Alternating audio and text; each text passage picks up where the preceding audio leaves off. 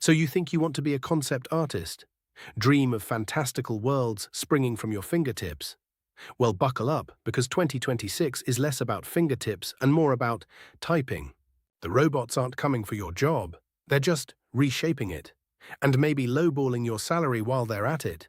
Welcome to the AI revolution in concept art, where we'll be dissecting how algorithms went from rendering cute kittens to rendering entire cinematic universes, and what that means for the humans who used to do the same. Since 2022, AI's infiltrated every creative corner. And while your grandma might think it's neat, seasoned artists are watching their portfolios and their bank accounts with a healthy dose of skepticism. Think of it as industrial automation meets the art world. Less forging steel, more prompting algorithms. Same story, different century. So while the doomsayers predict complete artistic annihilation, the reality is a little more nuanced. It's not about replacement, it's about reshaping. Prepare to become an AI whisperer. The future of concept art is here, and it's complicated. Let's face it, folks, the robots are drawing now. Not stick figures on your fridge. I'm talking photorealistic landscapes, character designs dripping with detail. The game changed around 22, and the ripple effects? Tsunami-sized. Since 2022, AI image generation models have moved from novelty to industry tool. We're not just talking about slapping a filter on a photo. These algorithms can conjure entire cinematic universes from a text prompt. I kid you not. Epic fantasy landscape, dramatic lighting, ancient ruins, and bam, instant concept art. The initial reaction? Mass panic. Artists envisioned themselves replaced by lines of code. And while that hasn't entirely happened, the fear wasn't unfounded. Think about it. Studios are now capable of generating endless variations of designs at a fraction of the cost. Why pay a team of artists for weeks when an AI can spit out hundreds of options overnight? This efficiency drive has profound consequences. The pressure is on for artists to adapt, to become masters of the algorithm, or, well, to become obsolete. But is it all doom and gloom? Not necessarily. The story is more nuanced than AI takes all. What we're seeing is an evolution, a sometimes awkward, always fascinating dance between human creativity and artificial intelligence. The question is, who's leading? So you're a concept artist in 2026. Cool, but what exactly does that mean now? Forget everything you thought you knew about pencils and brushes. Welcome to the age of the AI whisperer. The job isn't gone. It's been reimagined. Now you're less Michelangelo, more prompt engineer. Think of it. Mood boards used to take days, weeks even. Now, bang. AI generates a dozen variations faster than you can say uncanny valley. Studios expect you to wield these tools. It's not enough to just draw anymore. You gotta direct the AI orchestra. But here's the catch. Are you a collaborator, or are you just the algorithm's glorified babysitter? Are you still an artist, or just a really good typist? This is the uncomfortable question hanging over every pixel, every perfectly rendered sunset. The line between creating and curating is blurring fast. So you've mastered stable diffusion. Congrats. Now try paying rent, because the inconvenient truth is that in 2026, AI artist on your resume might just mean unemployed artist in reality. The promise of AI was democratization. Art for everyone. The reality. A hyper-competitive market flooded with AI-generated content, devaluing human skill faster than you can say prompt engineering. Entry-level concept art jobs, vanishing faster than studio funding. Why hire a junior artist when an AI can crank out variations on a theme for pennies?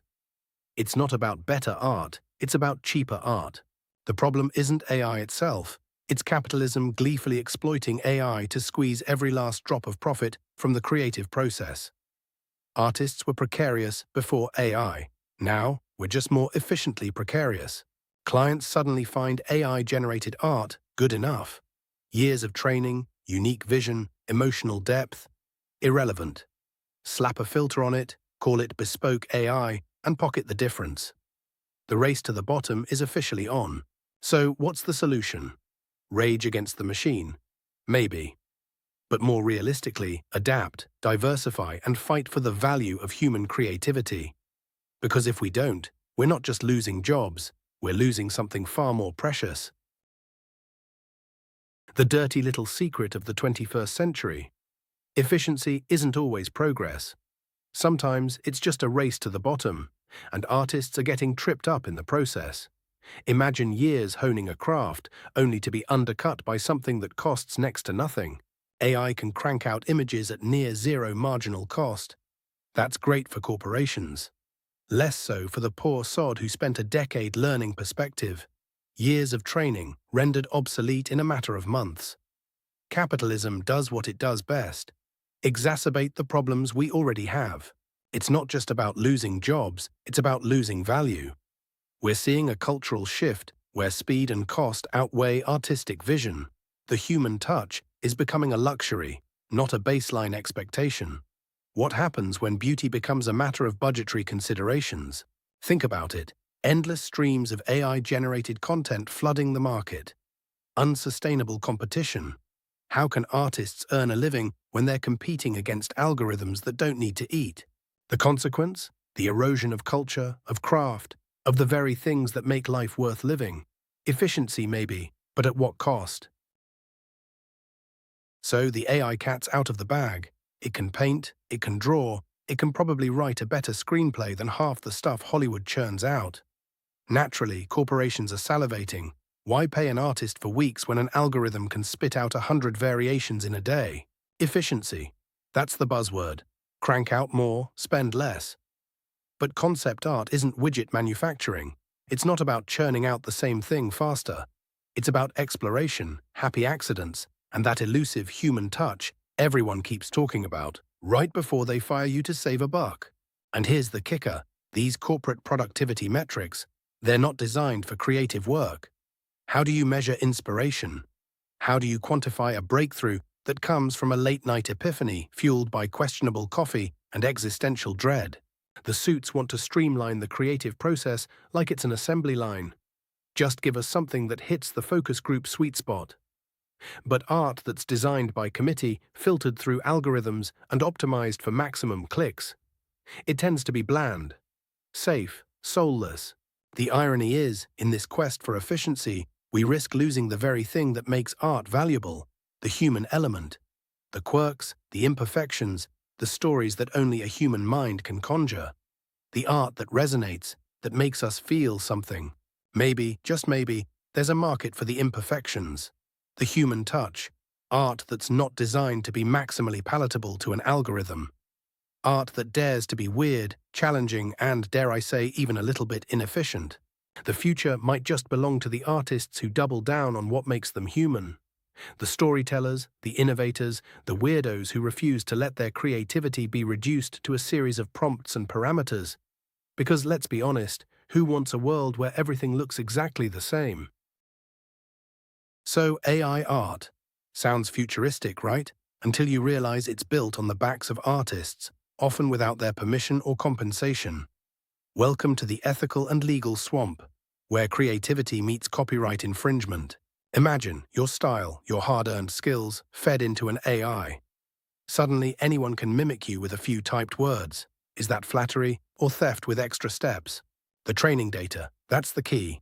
These AIs learn from something. And that something is usually massive datasets scraped from the internet, often including copyrighted material.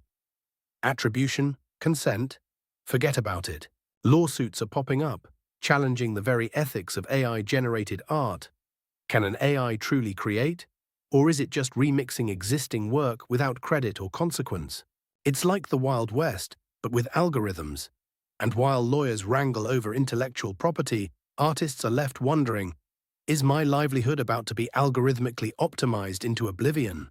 The uncomfortable truth. We're only scratching the surface of these legal and ethical complexities.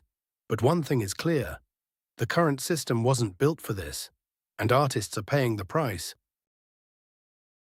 So, the robots are stealing our jobs, huh? Classic dystopia. But before we all start prepping for the AI uprising, maybe, just maybe, there's a different path. One where we don't become obsolete museum pieces. The game's changed. The draw pretty pictures all day gig, that's fading. But art, human intent, that's tougher to algorithmize. It turns out clients still need their hands held, at least for now. Forget mastering every software under the sun. Specialize. Double down on what AI can't easily copy. The ability to sell a vision, not just render it. Cultivate relationships. Clients crave human connection. They do not want to talk to robots. Edit, curate, and focus that critical judgment we know so well. Some artists are diving headfirst into new mediums. 3D sculpting, VR environments, augmented reality experiences. These aren't just buzzwords, they're new canvases, with new problems that algorithms aren't quite ready to solve. And ironically, some are returning to traditional media.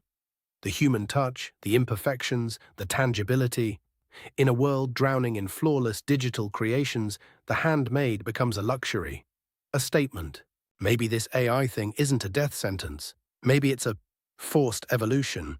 It's a chance to redefine what it means to be a concept artist, to focus on what truly matters, the story, the vision, the human element that no machine can ever truly replicate. But here's the uncomfortable truth, not everyone will make it. The market will demand new roles and skill sets, and some artists will be left behind. Will we embrace new technologies? Will there be a cultural re-evaluation of the arts? So we've seen the rise of AI, the job shifts, the ethical quandaries, but let's cut to the core of it all. What is it that AI can't do? What's left when the algorithms have had their fill? The answer, of course, is us. Our messy, flawed, beautifully human experiences. Concept art isn't just about rendering a cool spaceship, it's about conveying a feeling. It's about telling a story. AI can mimic style, sure. It can mash up existing images in impressive ways. But can it understand the quiet sorrow of a character who's lost their home? Can it grasp the burning hope of a revolution? Nope. Think about it. The best concept art isn't just visually stunning, it's resonant. It lingers in your mind because it taps into something deeper. It reflects our shared humanity, our anxieties, our dreams. AI can generate 1,000,000 variations of a dragon, but it can't imbue that dragon with the weight of myth, the terror of the unknown, the longing for freedom. That takes something more than algorithms. Look, I'm not saying AI can't be a useful tool, but let's not confuse efficiency with artistry. Let's not mistake mimicry for genuine expression. Let's not forget that the heart of concept art lies in the human heart. Because if we do, we risk losing something far more valuable than a few jobs. We risk losing our ability to connect, to empathize, to truly see the world through another's eyes. And that, my friends, would be a tragedy indeed. Let's consider the worst-case scenario. What if AI truly wins? Not in the helping us be more creative way, but in the rendering human creativity obsolete way. If corporations, driven by the siren song of efficiency, fully embrace AI art, if human artists are largely sidelined, what happens to the evolution of art itself? Think of it like this: natural selection but for art styles. Without the constant pressure of human innovation, experimentation, mistakes, wouldn't art begin to stagnate, to fossilize? Imagine every album sounding like a slightly altered version of the top 10 hits. Every movie a remix of the same 3 plot lines. Every painting a predictable palette of commercially safe colors. AI at its core is a mimic. It learns from what already exists. It's a brilliant synthesizer, not a visionary. It can't truly invent a new feeling, a new perspective, a new way of seeing the world. The risk, then, isn't just economic. It's cultural. It's the slow, insidious erosion of our collective imagination. The dampening of that uniquely human spark that dares to ask, what if? But here's the thing. Stagnation isn't inevitable. This isn't a preordained dystopia. It's a choice we're making right now with every algorithm we prioritize over the messy, unpredictable magic of human creativity. So the question isn't just, how do we adapt to AI? It's, how do we ensure that AI serves us, not the other way around? How do we protect the flame of human creativity from being extinguished by the cold efficiency of the machine? Maybe the future of art isn't about fighting the machines, but about reminding ourselves, and everyone else, why human creativity matters in the first place, and then fighting for it.